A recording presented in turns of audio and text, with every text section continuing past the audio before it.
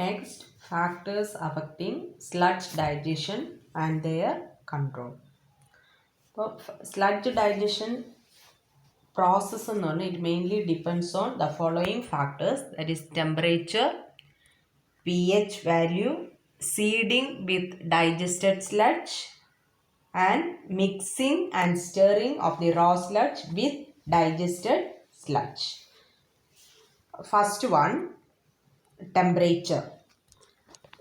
Temperature, that is the process of digestion, is greatly influenced by temperature. That is the rate of digestion being more at higher temperatures. Higher temperature ആണെങ്കിൽ rate of digestion കൂടുതലായിരിക്കും. തിരിച്ച് വരാം, rate എന്ന് പറഞ്ഞാൽ temperature കുറവാണെങ്കിൽ rate of digestion being less. അപ്പോൾ the process of digestion is greatly influenced by temperature and the rate of digestion being more at higher temperatures. And the effect of temperature on digestion period is shown in the figure. That is, two distinct temperature zones are indicated. One is zone of thermophilic digestion, second one zone of mesophilic digestion. And first one, zone of thermophilic digestion.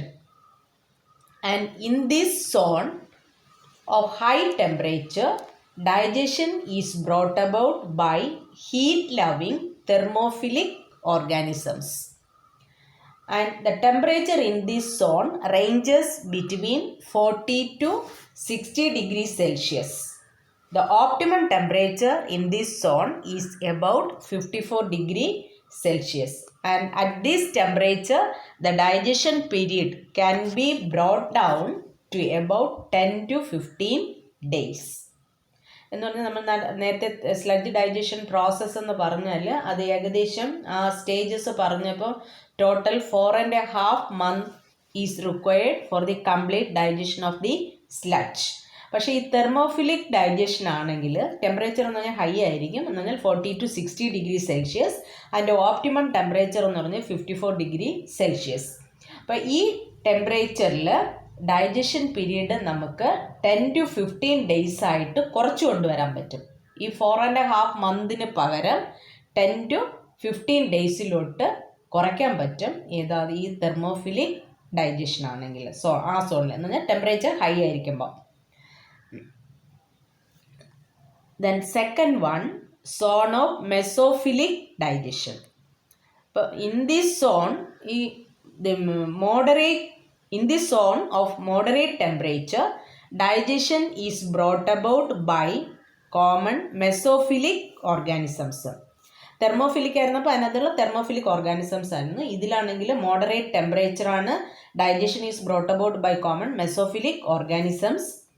The temperature in this zone ranges between 25 to 40 degrees Celsius. The optimum mesophilic temperature is about 29 degrees Celsius. And at this temperature, the digestion period can be brought down to about 30 days. ഇപ്പോൾ temperature കുറവാണെങ്കിൽ കൂടുതൽ സമയം നമുക്ക് വേണ്ടി വരും. അപ്പോൾ thermophilic ഡൈജഷനിലാണെങ്കിൽ നമുക്ക് 10 to 15 days കുറച്ച് കൊണ്ടുവരാൻ പറ്റി. സോൺ ഓഫ് മെസോഫിലിക് ഡൈജഷൻ വരുമ്പോൾ അത് brought down to about 30 days. Next, pH value. ഇപ്പോൾ pH വാല്യൂ എന്ന് പറയുമ്പോൾ സ്റ്റേജസ് പറഞ്ഞു ഓരോ stages in sludge digestion process എന്ന് പറഞ്ഞത് acid fermentation, acid regression and alkaline fermentation. അതിൽ ആസിഡ് ഫെർമെൻറ്റേഷൻ സ്റ്റേജിലും ആസിഡ് റിഗ്രഷൻ സ്റ്റേജിലും കൂടുതൽ വോളറ്റൈൽ ഓർഗാനിക് ആസിഡ്സ് ആണ് പ്രൊഡ്യൂസ് ചെയ്യുന്നത്. അപ്പോൾ ആസിഡ്സ് ഫോം ചെയ്യുമ്പോൾ അതിൻ്റെ pH വാല്യൂ എന്ന് പറഞ്ഞത് കുറവായിരിക്കും, ലെസ് ദാൻ 7 ആയിരിക്കും. അപ്പോൾ ഇവിടെ pH വാല്യൂ എന്ന് പറഞ്ഞാൽ during the digestion process a lot of volatile organic acids are formed as an intermediate step in the breakdown of organic material. These volatile acids are then converted into methane gas by a specialized group of strictly anaerobic and slow growing bacteria called methane formers. അപ്പോൾ ആദ്യം volatile organic acids form ചെയ്യും. അതിനെ ഈ volatile ആസിഡ്സിനെ convert ചെയ്യും methane gas ആയിട്ട്, ഏതാ methane ഫോമേഴ്സ് വെച്ചിട്ട്. Then the methane formers are not operating properly and accumulation of volatile acids may occur, causing the pH to drop to a value as low as 5, which എന്ന് പറഞ്ഞാൽ ഇപ്പം methane formers volatile organic acids methane ഗ്യാസായിട്ട് convert ചെയ്യുന്ന എന്ന് പറഞ്ഞാൽ ഏതാ methane ഫോമേഴ്സ് ആണ്. ആ മീതെയിൻ ഫോമേഴ്സ് എന്ന് പറഞ്ഞത് പ്രോപ്പറായിട്ട് ഓപ്പറേറ്റ് ചെയ്തില്ല എങ്കിൽ വീണ്ടും ഈ മീതെയിൻ ഗ്യാസ് ഫോം ചെയ്യില്ല, വോളറ്റൈൽ ഓർഗാനിക് ആസിഡ്സ് ആയിട്ട് തന്നെ നിൽക്കും. ആ കേസ് വരുമ്പോൾ pH എന്ന് പറഞ്ഞത് ഏകദേശം ലോ ആസ് 5, 5-നേക്കാളും താഴെ വരും. ആൻഡ്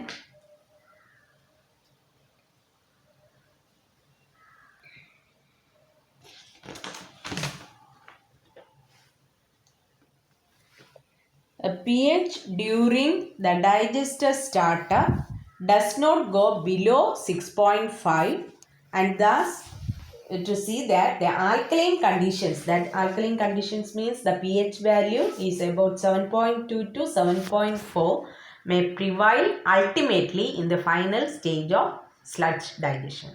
അപ്പോൾ ഫൈനൽ സ്റ്റേജിലാണ് നമ്മൾ ആൽക്കലൈൻ ഫെർമെൻറ്റേഷൻ സ്റ്റേജ് എന്ന് പറഞ്ഞത്. അതിൽ pH എന്ന് പറഞ്ഞാൽ ഏകദേശം 7.2 to 7.4. ബാക്കി എന്ന് പറഞ്ഞത് pH എത്ര 6.5, go below 6.5. Then the acidity, ഇപ്പം നമ്മൾ അസിഡിറ്റി കൂടുമെന്ന് പറഞ്ഞു. അതിൻ്റെ റീസൺ എന്താണെന്നൊക്കെ വെച്ചാൽ the acidity increases with the over dosing of raw sludge, പിന്നെ over withdrawal of digested sludge and with the sudden admission of industrial waste. ഇപ്പോൾ സ്ലഡ്ജിൽ അസിഡിറ്റി ഇൻക്രീസ് ചെയ്യണ ഈ 3 കാരണങ്ങളുണ്ട്. ഒന്നിൽ over dosing of raw sludge, second എന്ന് പറഞ്ഞത് over withdrawal of digested sludge, അതിൽ തേർഡ് എന്ന് പറഞ്ഞത് sudden admission of industrial waste. അപ്പോൾ ഈ അസിഡിറ്റി ഇൻക്രീസ് ചെയ്യും. അതിനെ നമ്മൾ കുറയ്ക്കണമെങ്കിലുള്ള റെമഡി എന്താണെന്ന് വെച്ചാൽ the remedy in such cases is to add hydrated lime in doses of 2.3 to 4.5 kilogram per 1000 persons to the raw sludge. അപ്പോൾ ആ റോ സ്ലഡ്ജിൻ്റെ കൂടെ നമ്മൾ 2.3 to 4.5 kilogram അത് പെർ 1000 പേഴ്സൺസിനാണ്. അത്രയും ഹൈഡ്രേറ്റഡ് ലൈം നമ്മൾ ഈ റോ സ്ലഡ്ജിൻ്റെ കൂടെ ആഡ് ചെയ്യുമ്പോഴത്തേക്ക് അസിഡിറ്റി എന്ന് പറഞ്ഞത് അസിഡിക് റേഞ്ച് എന്ന് പറഞ്ഞത് ആൽക്കലൈൻ റേഞ്ചിലോട്ട് ആകും. അപ്പോൾ അസിഡിറ്റി കുറയ്ക്കാൻ പറ്റും.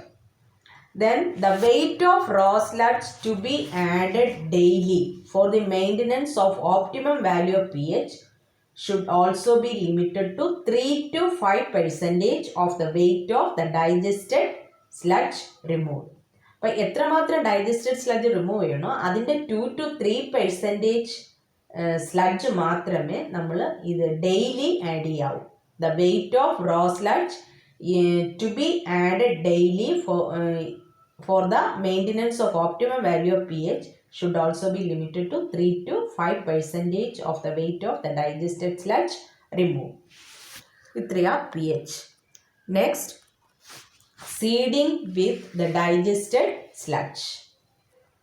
അപ്പോൾ സീഡിങ് എന്ന് പറഞ്ഞാൽ ഇപ്പോൾ ആദ്യമായിട്ട് ഒരു സ്ലഡ്ജ് ഡൈജഷൻ ടാങ്ക് ഓപ്പറേറ്റ് ചെയ്യുകയാണെങ്കിൽ വേറെ ഏതെങ്കിലും സ്ലഡ്ജ് ഡൈജഷൻ ടാങ്കിലെ സ്ലഡ്ജ് നമ്മൾ ഇതിലോട്ട് ആഡ് ചെയ്യണം എന്ന് പറഞ്ഞാൽ അതിനെയാണ് നമ്മൾ സീഡ് എന്ന് പറഞ്ഞത്.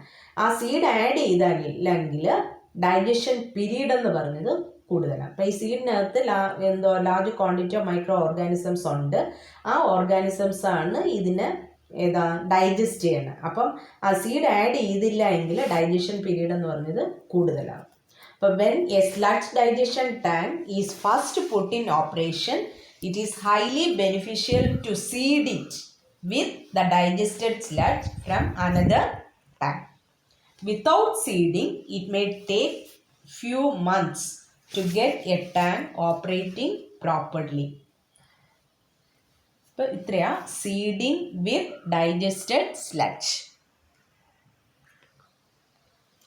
Next, mixing and stirring of the raw sludge with the digested sludge.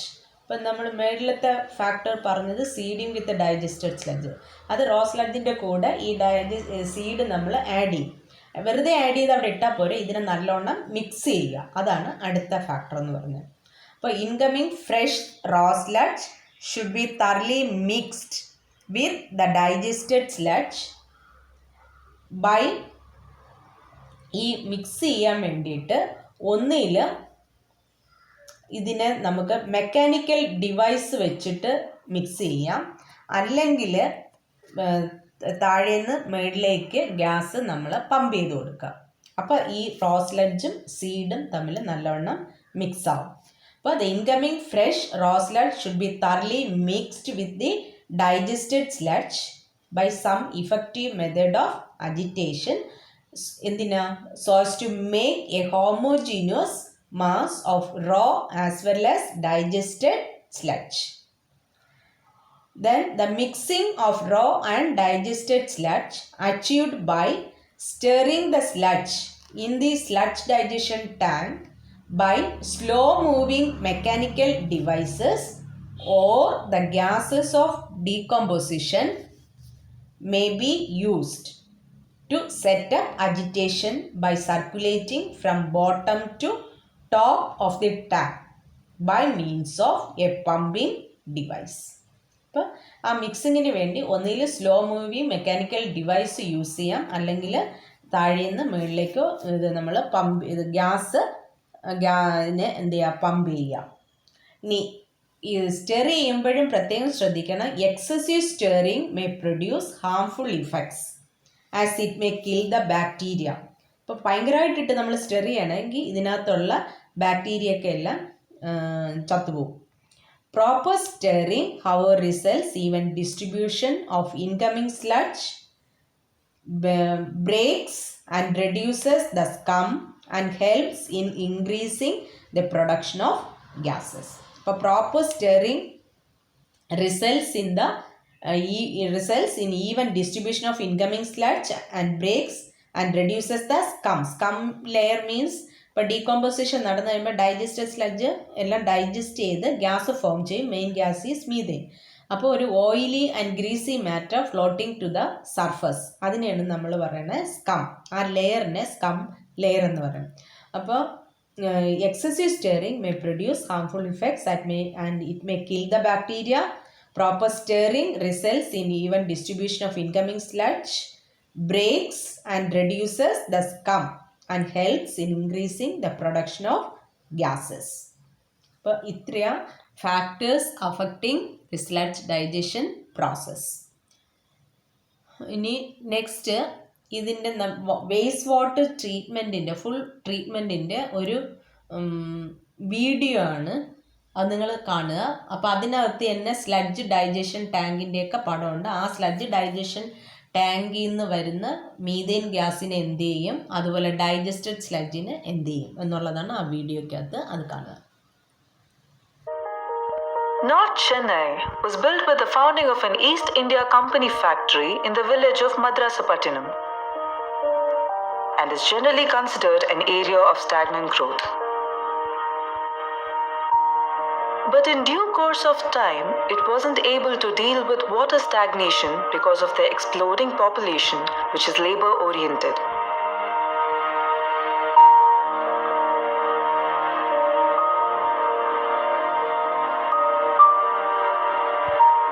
The residents started facing a lot of health and environment issues due to lack of a proper sewage management system.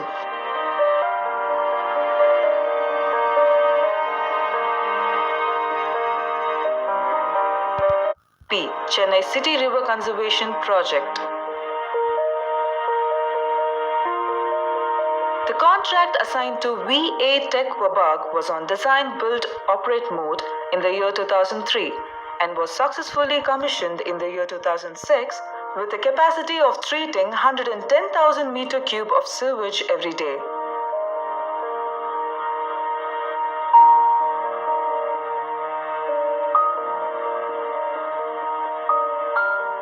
Kodungayur, as a time-tested STP, has been in operation for over a decade, stays as a role model plant that has been consistently treating wastewater with parameters conforming to standards prescribed by Ministry of Environment and Forest. In Kodungayur plant, the sludge is treated as a resource rather than a liability. The plant is equipped with an advanced sludge management process which is capable of producing adequate amount of electricity to run the entire plant and hence converting the waste to wealth.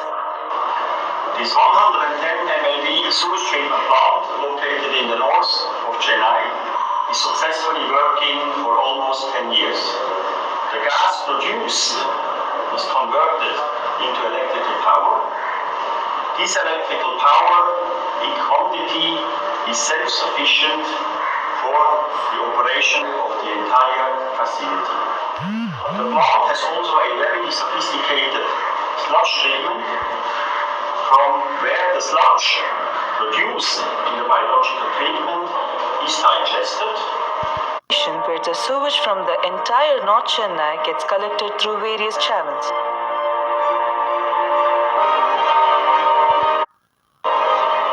The raw sewage gets pumped into inlet chamber designed to handle a peak flow of 550,000 meter cube per day. From inlet chamber, sewage goes to bar screen.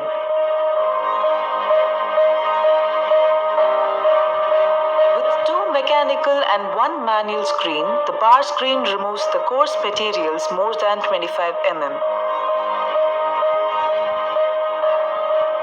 After screening, the sewage enters into the detrita where inert materials such as ash, sand, grit are removed. The water runs through the partial flume in order to create uniform velocity and for the flow measurement by the ultrasonic flow transmitter and then distributed to the primary clarifiers.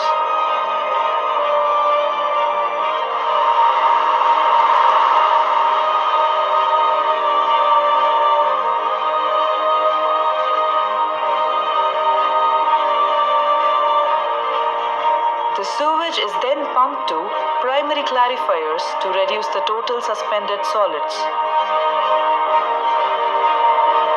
To reduce the BOD, biochemical oxygen demand, sewage is then passed through aeration tanks, in which conventional activated sludge process of aerobic suspended growth systems take place with biosludge recirculation.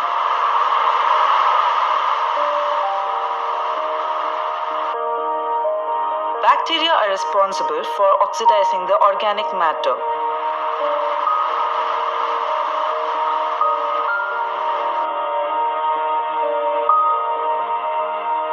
Subsequently, the treated sewage overflows from secondary clarifier to the dilution water sump.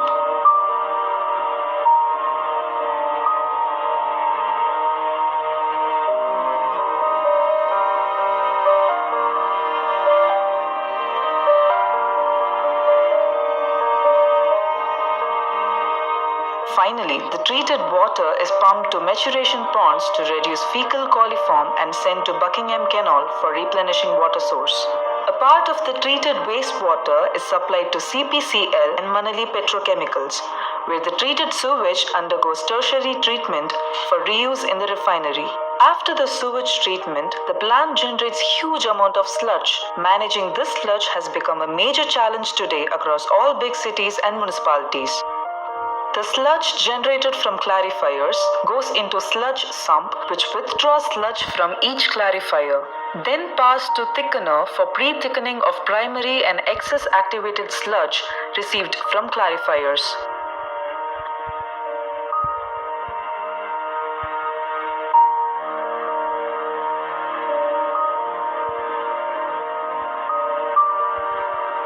Thickened sludge is pumped to each digester through thickened sludge pumps for anaerobic digestion. During anaerobic digestion, organic matter in the sludge is converted into methane, carbon dioxide, and hydrogen sulfide. The biogas produced from each digester is measured in a gas flow meter before sending to gas holder. The gas holder stores the biogas produced in the digester. Drip trap is provided on the biogas line to remove the moisture from saturated biogas.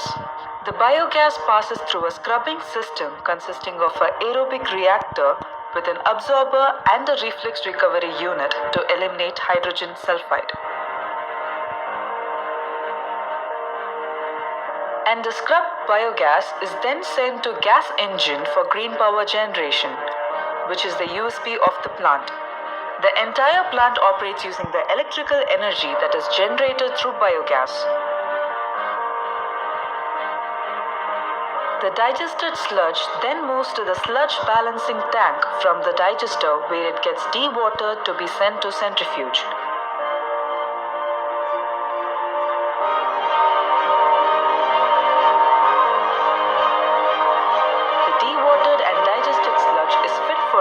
As fertilizer in agriculture.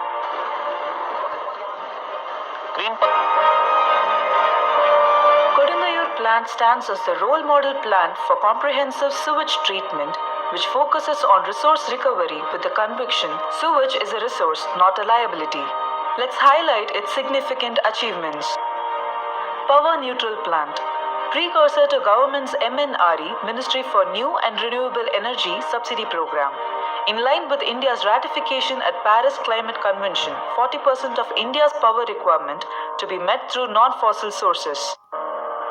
Reuse of treated wastewater reduces burden on fresh water, relevant especially in a city like Chennai which depends on groundwater. 21 mld of treated sewage to nearby CPCL refinery and 5 mld of treated sewage to MPC. 84 mld treated water routed to Buckingham Canal, reducing environmental pollution. In line with National Water Policy 2012 and Ministry of Power notification, silt generated from the chamber is being used to raise the entire low-lying area of the plant. Futuristic goals. Tertiary treatment plant 45 mld to nearby industries in 2019 and sludge waste farming for agricultural purposes. Regular lab tests are conducted and regular reports on discharge parameters are provided to ensure effective monitoring mechanism. The plant's salient features signal the way forward in terms of comprehensive sewage management and is an ideal example of a plant integrating latest government policies. We are very proud to operate and maintain plant successfully over a decade. Today, plant is a role model for other board seas in India. Next, sludge digestion tank or digesters. ഇപ്പോൾ first എന്ന് പറഞ്ഞ എൻ്റെ construction ആണ്. A typical sludge digestion tank is shown in figure. It consists of a circular RCC tank with hoppered bottom and having a fixed or a floating type of roof. അപ്പോൾ ഇത് sludge digestion tank എന്ന് പറഞ്ഞാൽ ഒരു cylindrical tank ആണ്. പിന്നെ cylindrical RCC tank with hoppered bottom. പിന്നെ ഫിക്സഡോ അല്ലെങ്കിൽ ഫ്ലോട്ടിംഗ് ടൈപ്പോ റൂഫാണ് ടോപ്പിൽ. അപ്പോൾ ആദ്യം ഇതിൻ്റെ ഓപ്പറേഷൻ എന്താണെന്ന് വെച്ചാൽ the raw sludge is pumped into the tank and when the tank is first put into operation it is seeded with the digested sludge from another tank. നേരത്തെ പറഞ്ഞു സീഡ് ആഡ് ചെയ്തില്ല എങ്കിൽ it will take more time for digestion. അതുകൊണ്ട് നമ്മൾ ആദ്യമേ പുതുതായിട്ടൊരു tank operate ചെയ്യുമ്പോഴത്തേക്ക് വേറെ ഏതെങ്കിലും സ്ലഡ്ജ് ഡൈജഷൻ ടാങ്കിൽ നിന്നുള്ള സ്ലഡ്ജ് ഇതിനകത്ത് സീഡായിട്ട് ആഡ് ചെയ്യാം. ദെൻ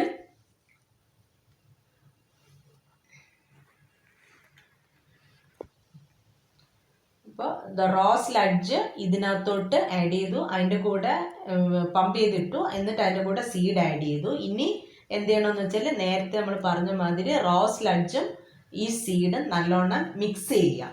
അപ്പോൾ ആ മിക്സിങ്ങിന് നമ്മൾ രണ്ട് രീതി പറഞ്ഞു. ഒന്ന് സ്ലോ മൂവിങ് മെക്കാനിക്കൽ ഡിവൈസ്, അല്ലെങ്കിൽ ഏതാ gases of decomposition may be use to set up agitation by circulating from bottom to top. അപ്പോൾ അതുപോലെ തന്നെയാണ് ഇവിടെയും. A screw pump with an arrangement for circulating the sludge from bottom to top of the tank is commonly used for stirring the sludge. Sometimes power-driven mechanical devices may be used for stirring the sludge. Then the gases of decomposition are collected in a gas dome. Gas dome, main gas എന്ന് പറയുമ്പോൾ methane and carbon dioxide. But the gases of decomposition are collected in a gas dome or collected separately in gas holders for subsequent use. Then the digested sludge which settles down to the hoppered bottom of the tank is removed under hydrostatic pressure periodically, that is once a week. Then the supernatant liquor lying between the sludge and the scum is removed at suitable elevations through a number of withdrawal pipes, that is shown in figure. Then the supernatant liquor being higher in BOD and suspended solids, it is again sent back for treatment along with the raw sewage in the treatment plant. And the scum formed at the top surface of the supernatant liquor is broken by the recirculating flow or through the mechanical rackers called scum breakers. അപ്പോൾ ഇതിൽ main gases of decomposition എന്ന് പറയുമ്പോൾ മെയിനായിട്ട് മീഥൈനും carbon dioxide. ഈ മീഥൈന് ഒന്ന് collect ചെയ്യുക gas ഹോൾഡേഴ്സിൽ, വേറെ എന്താ യൂസിനെന്നുള്ള വെച്ചിട്ട്. ഡൈജസ്റ്റഡ് സ്ലഡ്ജ് എന്ന് പറഞ്ഞത് സെറ്റിൽ അറ്റ് ദി ബോട്ടം. ഇതിന് എന്നിട്ട് സ്ലഡ്ജ് റിമൂവൽ പൈപ്പ് വെച്ചിട്ട് റിമൂവ് ചെയ്യുക.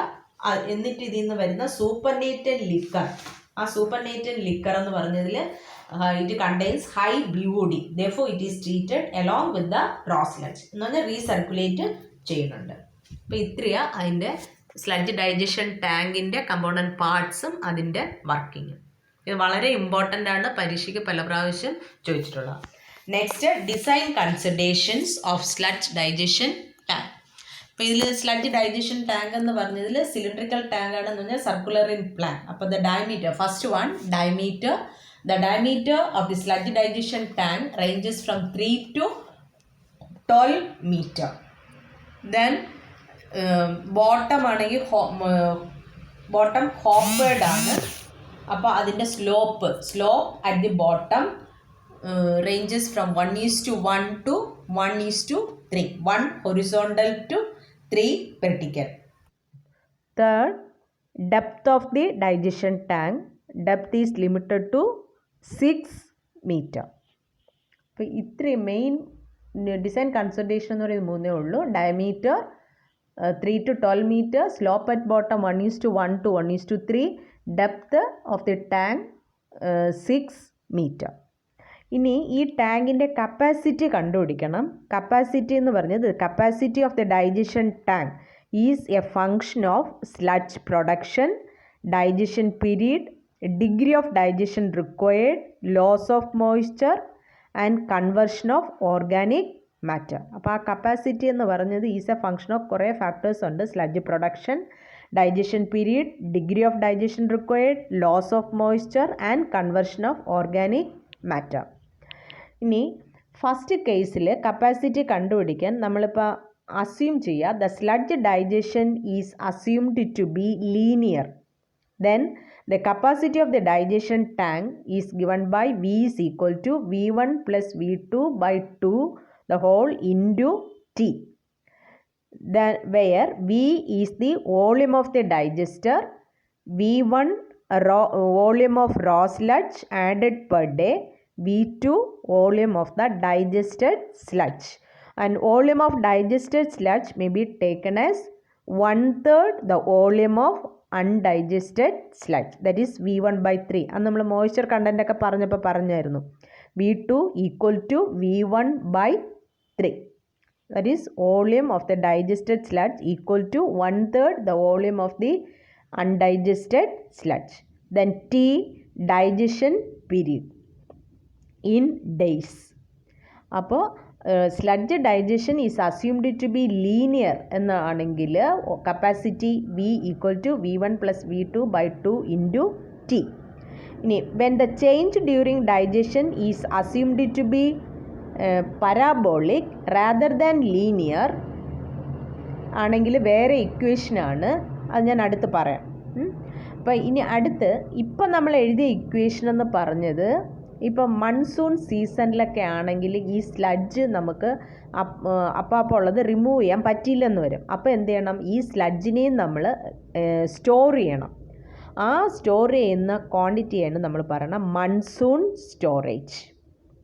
അപ്പോൾ when the daily digested sludge could not be removed due to the factors such as monsoon season, winter season, etc., then separate capacity for its storage should be provided in the tank, and this capacity is called monsoon storage. And monsoon storage quantity is calculated by using the equation V2 into T. എന്ന് പറഞ്ഞാൽ monsoon storage എന്ന് ഉദ്ദേശിക്കുന്നത് digested സ്ലഡ്ജിനെ store ചെയ്യുന്നതാണ്. അപ്പോൾ digested സ്ലഡ്ജിൻ്റെ volume എന്ന് പറഞ്ഞത് V2 into capital T. That capital T denotes the total number of days for which the digested sludge is store. എത്ര ദിവസം സ്റ്റോർ ചെയ്തേക്കണമെന്നുള്ളതാണ് ആ ക്യാപിറ്റൽ T എന്ന് പറഞ്ഞ്. അപ്പോൾ വിത്ത് മൺസൂൺ സ്റ്റോറേജ് ആണെങ്കിൽ capacity of the digestion tank or volume of the digestion tank V is equal to V1 plus V2 by 2 into T plus V2 into T. അപ്പോൾ problem തരുമ്പോൾ ഇത് വിത്ത് monsoon storage without ഒന്നും പറഞ്ഞിട്ടില്ലെങ്കിൽ നമുക്ക് ഇഷ്ടമുള്ള രീതിയിൽ എടുക്കാം. പക്ഷെ നമ്മൾ ഏതാ എടുക്കണമെന്നുള്ളത് സ്പെസിഫിക് ആയിട്ട് പറയണം. അപ്പോൾ ഇത് രണ്ടുമാണ് ഏതാ sludge digestion is assumed to be linear.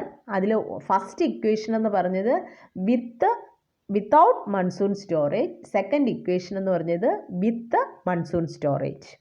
ഇനി സെക്കൻഡ് കേസ് എന്ന് പറഞ്ഞാൽ the change during digestion is assumed to be parabolic rather than linear, then the average volume of digesting sludge will be V equal to V1 minus 2/3 into V1 minus V2 into T. അതാണ് capacity. V is equal to.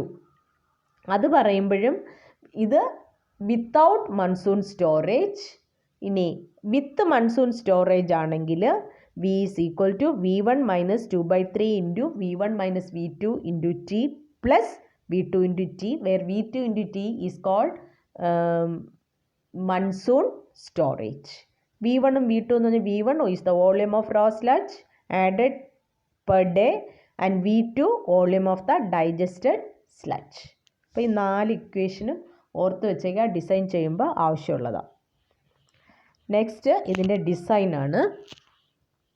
Design A digestion tank for the primary sludge with the help of the following data. Average flow 20 mld, total suspended solids in raw sewage 300 mg per liter, moisture content of the digested sludge 85%. അപ്പോൾ ഇത്രയേ തന്നിട്ടുള്ളൂ. Average flow തന്നിട്ടുണ്ട്, total suspend solids, പിന്നെ moisture content. അപ്പോൾ ആദ്യ first പാർട്ടെന്ന് പറഞ്ഞാൽ ഇപ്പോൾ sewage flow 20 mld, അതിനകത്ത് suspend solids ഉള്ളത് 300 milligram per liter. 1 ലിറ്ററിൽ 300 milligram suspend solids ഉണ്ട്. അങ്ങനെയെങ്കിൽ 20 mld എത്ര സസ്പെൻഡ് സോളിഡ്സ് ഉണ്ട് എന്നുള്ളത് കാൽക്കുലേറ്റ് ചെയ്യാം. അപ്പോൾ total suspend solids present in sewage or the mass of suspended solids in 20 mld of sewage is equal to 20 into mld ആണ്, million litre, അതിനെ litre ആക്കാൻ ഇൻറ്റു 10⁶ ഇൻറ്റു 1 ലിറ്ററിലുള്ള 300. അതിന് കിട്ടുന്ന ആൻസർ അപ്പം മില്ലിഗ്രാമിലായിരിക്കും, അതിനെ കിലോഗ്രാമിലോട്ട് കൺവേർട്ട് ചെയ്യുക. അപ്പോൾ ബൈ 10⁶. അപ്പോൾ ആൻസർ എന്ന് പറഞ്ഞത് 6000 kilogram per day.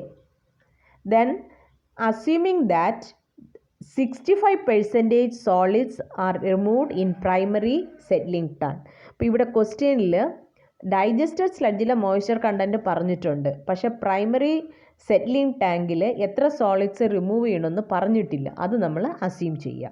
assuming that 65% solids are removed in primary settling tank. Therefore, mass of solids removed in the primary settling tank equal to 65% of 6000 kilogram per day. That equal to 3900 kilogram per day.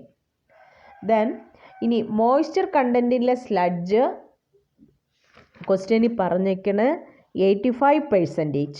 Raw സ്ലഡ്ജിൽ എത്ര moisture content എന്ന് പറഞ്ഞിട്ടില്ല. അപ്പോൾ raw സ്ലഡ്ജിലെ moisture content എന്ന് പറഞ്ഞത് digested സ്ലഡ്ജിലെ moisture കണ്ടൻറ്റിനേക്കാളും കൂടുതലായിരിക്കും.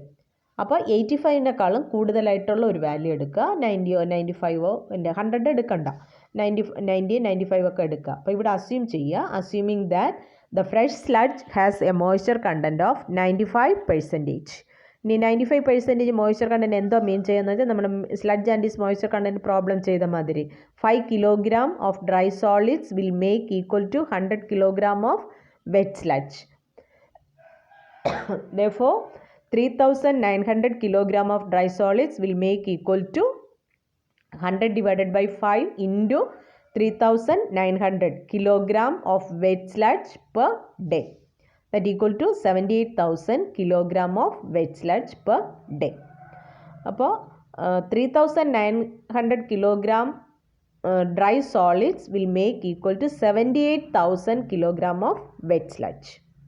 ഇനി സ്ലഡ്ജിൻ്റെ specific gravity നമ്മൾ അസ്യൂം ചെയ്യുക. സ്പെസിഫിക് ഗ്രാവിറ്റി കഴിഞ്ഞ പ്രോബ്ലത്തിൽ നമ്മൾ പറഞ്ഞു 1.02. അപ്പോൾ assuming the specific gravity of wet sludge as 1.02, അതിൽ നിന്ന് നമ്മൾ ഡെൻസിറ്റി ഓഫ് സ്ലഡ്ജ് കണ്ടുപിടിക്കുക. Specific gravity into density of water. അപ്പോൾ 1.02 ഇൻറ്റു ഡെൻസിറ്റി ഓഫ് വാട്ടർ എന്ന് പറഞ്ഞത് 1000 kilogram per meter cube, that equal to 1020 kilogram per meter cube. അപ്പോൾ mass അറിയാം, density അറിയാം. അതിൽ നിന്ന് വോളിയം ഓഫ് റോ സ്ലഡ്ജ് കണ്ടുപിടിക്കുക. Volume of raw sludge produced per day, that is denoted by V1 equal to mass എന്ന് പറഞ്ഞത് 78,000 divided by density 1020 equal to 76.47 meter cube per day. ഇനി volume of digested sludge at 85% moisture content, അത് കണ്ടുപിടിക്കാൻ ഒന്നുകിൽ ഇപ്പം നമ്മൾ ചെയ്ത മാതിരി 85% മോയ്സ്ചർ കണ്ടൻറ്റ് എന്ന് പറഞ്ഞാൽ അതിൻ്റെ മീനിങ് എന്ന് പറഞ്ഞത് 15 kilogram of dry solids will make equal to 100 kilogram of wet sludge. അങ്ങനെയെങ്കിൽ 3900 എത്രയെന്ന് കണ്ടുപിടിക്കുക. അല്ലാന്നുണ്ടെങ്കിൽ നമ്മൾ നേരത്തെ ഒരു ഇക്വേഷൻ ഡിറൈവ് ചെയ്തിട്ടുണ്ട്. Volume of digested sludge V2 equal to V1 into 100 minus P1 divided by 100 minus P2, where V1 is the volume of raw sludge, P1 എന്ന് പറഞ്ഞത് moisture content of the raw sludge, P2 എന്ന് പറഞ്ഞ moisture content of the digested sludge. അപ്പോൾ അതിൽ നിന്ന് V2 equal to നമുക്ക് കിട്ടുന്ന 1/3. അല്ല എന്നുണ്ടെങ്കിൽ ഇതൊന്നും ചെയ്തില്ല എങ്കിൽ നമ്മൾ എടുക്കുക V2 നേരത്തെ പറഞ്ഞു volume of the digested sludge may be taken as 1/3 the volume of undigested sludge എന്ന് പറഞ്ഞാൽ 1/3 into volume of undigested sludge എന്ന് പറയുന്നതാണ് 76.47. അപ്പോൾ കിട്ടുന്ന 25.49 meter cube per day. ഇനി ഇവിടെ ഡൈജഷൻ പീരീഡ് എത്രയെന്നൊന്നും പറഞ്ഞിട്ടില്ല. അപ്പോൾ അത് നമ്മൾ അസ്യൂം ചെയ്യുക. Assuming the digestion period as 30 days.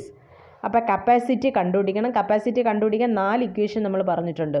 ഒന്ന് ലീനിയർ വേരിയേഷൻ ആണെങ്കിൽ അതിൽ with monsoon storage, without monsoon storage, അതുപോലെ പരാബോളിക് വേരിയേഷൻ. അപ്പോൾ ഇവിടെ നമ്മൾ അസ്യൂം ചെയ്യണേ parabolic variation. The change during digestion is assumed to be parabolic rather than linear, then the capacity equal to V1 minus 2/3 into V1 minus V2 into T.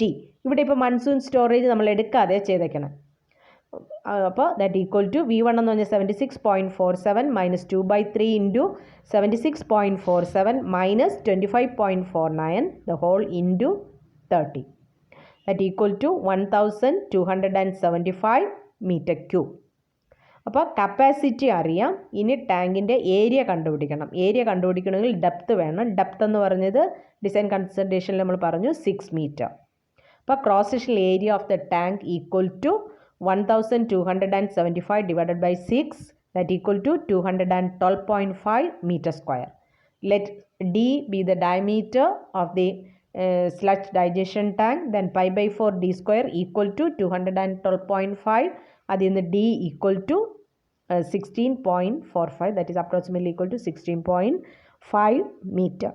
Hence provide a cylindrical sludge digestion tank 6 meter deep and 16.5 meter diameter with an additional hoppered bottom of 1:1 slope four collection of digested sludge. ആ 1:1 slope എന്ന് പറഞ്ഞാൽ നമ്മൾ 1:1 to 1:3 എടുക്കുക. അപ്പോൾ ഇവിടെ 1:1 സ്ലോപ്പാന്നുള്ള അസംഷനിലെടുത്തു. അപ്പോൾ ഇത്രയാണ് design. ഇപ്പോൾ മാർക്ക് കൂടുതലാണെങ്കിൽ ഇത്രയും ഡിസൈൻ ചെയ്ത് നേരത്തെ കാണിച്ച സ്ലഡ്ജ് ഡൈജഷൻ്റെ പടം ഇത് വരച്ച് പാർട്സ് മാർക്ക് ചെയ്യുക, അതിൻ്റെ ഡയമെൻഷനും മാർക്ക് ചെയ്യുക, എന്നാലേ കംപ്ലീറ്റ് ഡിസൈൻ ആവുള്ളൂ.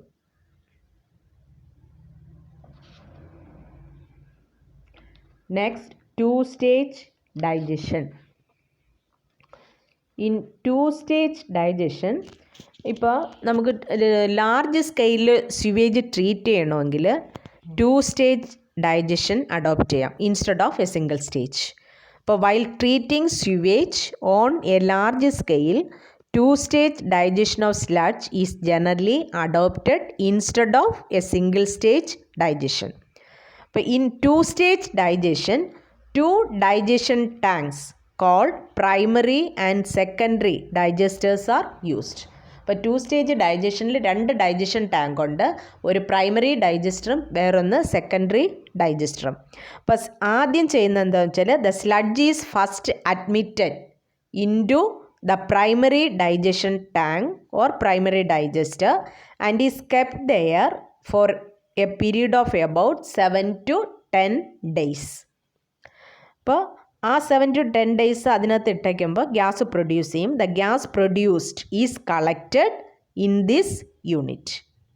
Then the partly digested sludge and the supernatant liquor from this primary digester are then transferred to the secondary digestion tank or secondary digester where they are kept for a period of about 20 days. അപ്പോൾ ആദ്യം primary digestion ടാങ്കിനകത്ത് 7 to 10 days ഇട്ടേക്കുക. അത് കഴിഞ്ഞിട്ട് അതിൽ നിന്ന് വരുന്ന partly digested സ്ലഡ്ജും supernatant ലിക്കറും രണ്ടാമത്തെ digestion ടാങ്കിനകത്തോട്ട് transfer ചെയ്യുക. എന്നിട്ട് അതിനകത്ത് വീണ്ടും ഒരു 20 ദിവസം ഇട്ടേക്കാം. അപ്പോൾ the digested sludge and the supernatant liquor from the secondary digester are then finally removed and disposed of suitably in a sanitary manner. അപ്പോൾ ഇത്രയാണ് ആ 2-stage digestion പ്രോസസ്സ് എന്ന് പറഞ്ഞ്. ഇനി ഇതിൻ്റെ അഡ്വാൻറ്റേജസ് എന്ന് പറഞ്ഞാൽ advantages of 2-stage digestion compared to single stage digestion. അപ്പോൾ അതിൻ്റെ ഇതും ഇമ്പോർട്ടൻ്റ് ആണ്, പരീക്ഷയ്ക്ക് ചോദിച്ചിട്ടുള്ളതാണ്. Advantages of 2-stage digestion compared to single stage. ഇപ്പോൾ 2-stage digestion എന്ന് പറയുമ്പോൾ is an effective method of preventing any tendency for the sludge to short circuit as may happen in a single stage digester, and the quality of the supernatant liquor produced is therefore of much better quality. അപ്പോൾ 2-stage digestion ആണെങ്കിൽ single stage ഡൈജഷനിൽ നിന്ന് കിട്ടുന്ന ഏതാ supernatant ലിക്കറിനേക്കാളും quality എന്ന് പറഞ്ഞത് നല്ലതായിരിക്കും, better quality ആയിരിക്കും. പിന്നെ only the primary digester is provided with heating, stirring, gas collection arrangements, while the secondary unit merely acts as a closed settling tank as so as to produce clear supernatant liquor, thus affecting the economy in construction. Then third, 2-stage digestion offers the freedom from large scum formations in any of the digestion tanks. എന്ന് പറഞ്ഞാൽ ആ ആദ്യം primary ഡൈജഷനിൽ 7-8 ദിവസം കിടന്നതിന് ശേഷം direct അടുത്ത് നമ്മൾ secondary ഡൈജസ്റ്ററിലേക്ക് transfer ചെയ്യുന്നു. അപ്പോൾ അവിടെ ആ സ്കം ലെയറൊന്നും ഫോം ചെയ്യണില്ല. It has been estimated that the total cost with 2-stage digestion may be less than that for 2 tanks operated in parallel. ഇപ്പോൾ 2 ടാങ്ക് പാരലായിട്ട് ഓപ്പറേറ്റ് ചെയ്യുന്നതിന് പകരം നമ്മൾ ഈ 2-stage digestion കൊടുക്കുകയാണെങ്കിൽ ടോട്ടൽ കോസ്റ്റ് എന്ന് പറഞ്ഞത് കുറവായിരിക്കും.